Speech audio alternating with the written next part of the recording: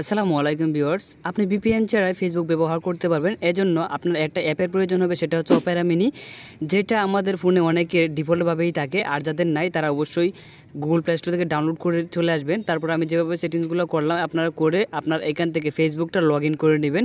That's, আপনার ফেসবুকটা log in করে নিলে আপনার যদি টু ফ্যাক্টর ভেরিফিকেশন অন থাকে তাহলে ফেসবুক অফিসিয়ালি অ্যাপে একটা নোটিফিকেশন চলে যাবে। আমরা নোটিফিকেশনটাতে চলে আসলাম। এখন আমরা নোটিফিকেশনটাকে অ্যাপ্রুভ করে দিলেই কিন্তু আমাদের অ্যাকাউন্টটা অপেরা মিনিতে লগ ইন হয়ে যাবে। তো অপেরা মিনি ব্যবহার করলে কোনো ক্ষতি হবে কি না সেটাও আমি আপনাদেরকে দেখিয়ে দিচ্ছি।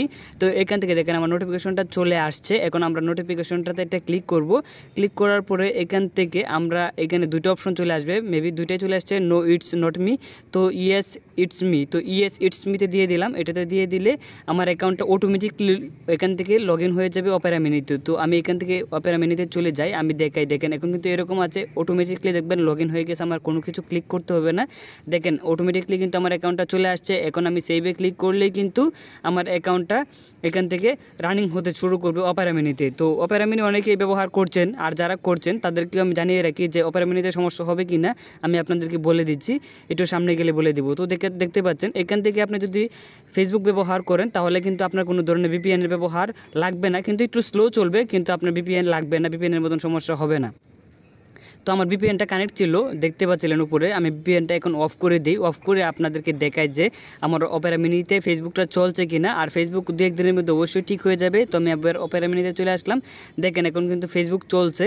তো এইভাবে কিন্তু আপনারা ফেসবুকটা চালাতে পারেন অপেরা মিনিতে কোনো ধরনের সমস্যা ছাড়া। কিন্তু আমি যদি আপনাদেরকে আইপি অ্যাড্রেসটা দেখাই, আমার ফোনের আইপি অ্যাড্রেস, মাই আইপি অ্যাড্রেস লিখে গুগলে চলে আসলাম। তারপর প্রথম যে ওয়েবসাইটে চলে আসছে এখানে একটা ক্লিক করে দিলাম। তারপরে আমার আইপি অ্যাড্রেসটা কি আসলে কি ভিপিএনের মতন নাকি কীভাবে চলছে তাহলে। তো আমি যদি একটু জুম করি দেখতে পারবেন, আমি যখন এই ফেসবুক আইডিটা লগ ইন করেছিলাম তখন কিন্তু আমার আইডিটা সিলেট দেখাচ্ছিল, মানে লোকেশন। এখন দেখেন আমার লোকেশনটা কিন্তু ইন্ডিয়া দেখাচ্ছে।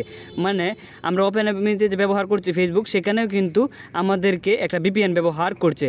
আর এমনিতে সুপার ভিপিএন বা যে কোনো ভিপিএন আছে, এগুলো ভিপিএন কিন্তু অনেক কাজ করছে না। আর আপনারা যদি ভিপিএন ব্যবহার করতে হয় একান্ত, তাহলে আমি সাজেস্ট করবো যেগুলো পেড ভিপিএন আছে সেগুলো ব্যবহার করবেন।